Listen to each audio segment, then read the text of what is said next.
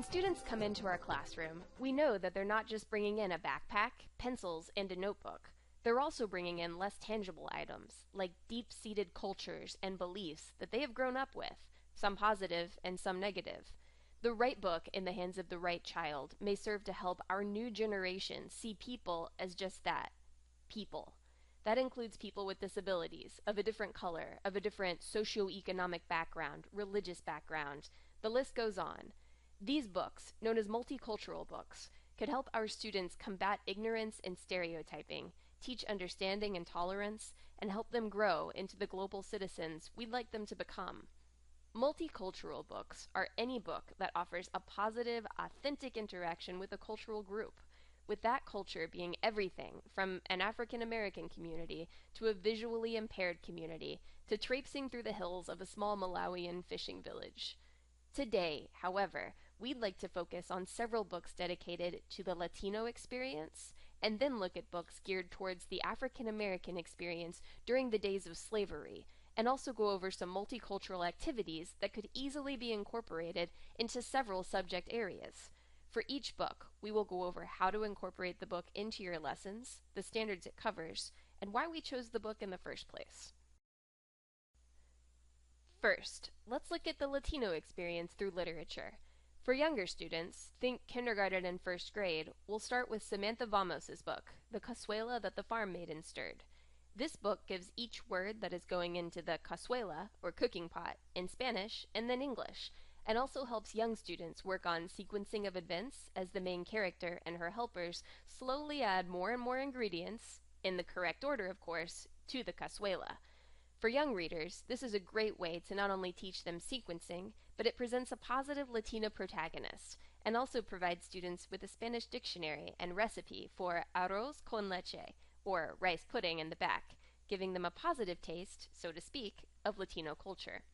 Standards covered include, but aren't limited to, reflecting on systematic processes and assessing for completeness of investigation, asking and answering questions about unknown words in a text, and describing the connection between a series of historical events, scientific ideas or concepts, or steps and technical procedures in a text. Now, let's head to a book called Adelita, A Mexican Cinderella Story by Tommy DePaulo. This book takes the classic Cinderella folktale, something many students will have already heard, and places it in Mexico. Spanish phrases, cultural traditions, and settings are all shown. Both positive and negative characters are seen, reminding children that people, whatever ethnicity and culture, have good and bad sides, and just like any culture, are round characters that can change and grow. No stereotypes here.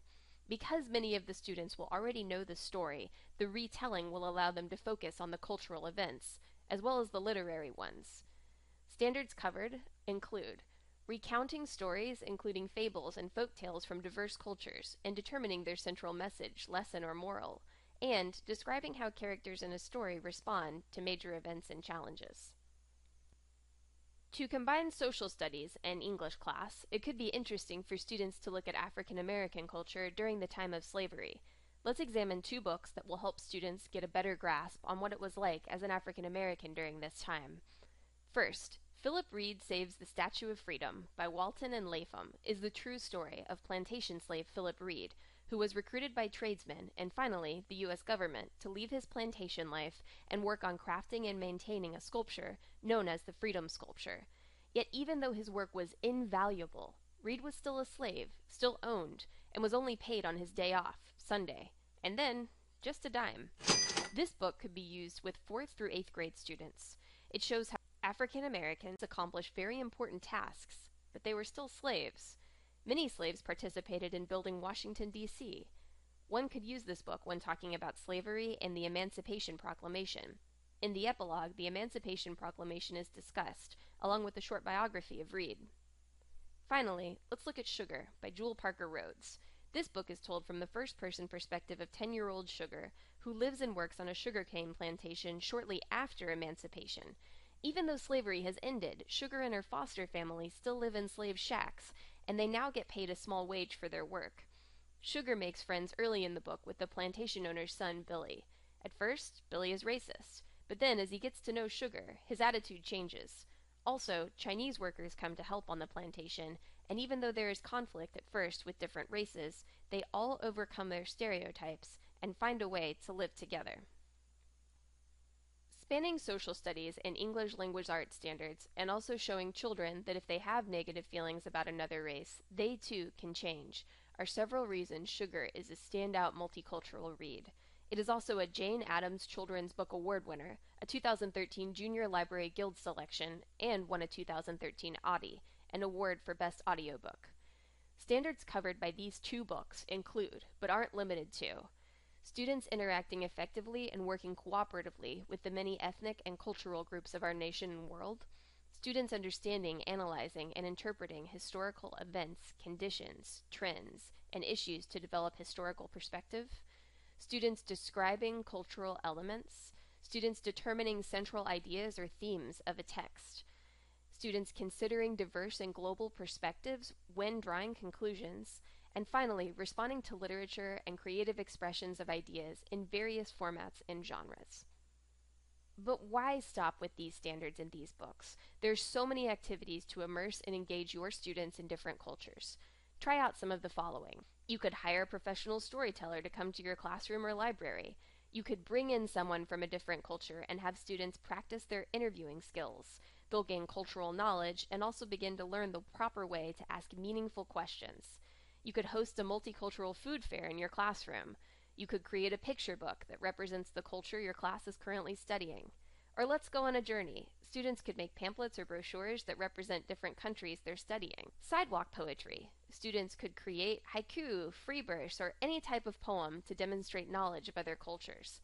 Let them take to the streets and write their poems in sidewalk chalk around the school. Students could also write Who I Am or bio poems, which reflect their individuality and celebrate their differences. More advanced students could add mandalas to this assignment. The list of multicultural activities is endless, and to get a copy of the activities above, as well as additional activities, please get our handout after the presentation from one of the volunteers. We also have included a multicultural literature resource page for your own classroom use. Educational reformer John Dewey wrote, "Education is not preparation for life. Education is life itself."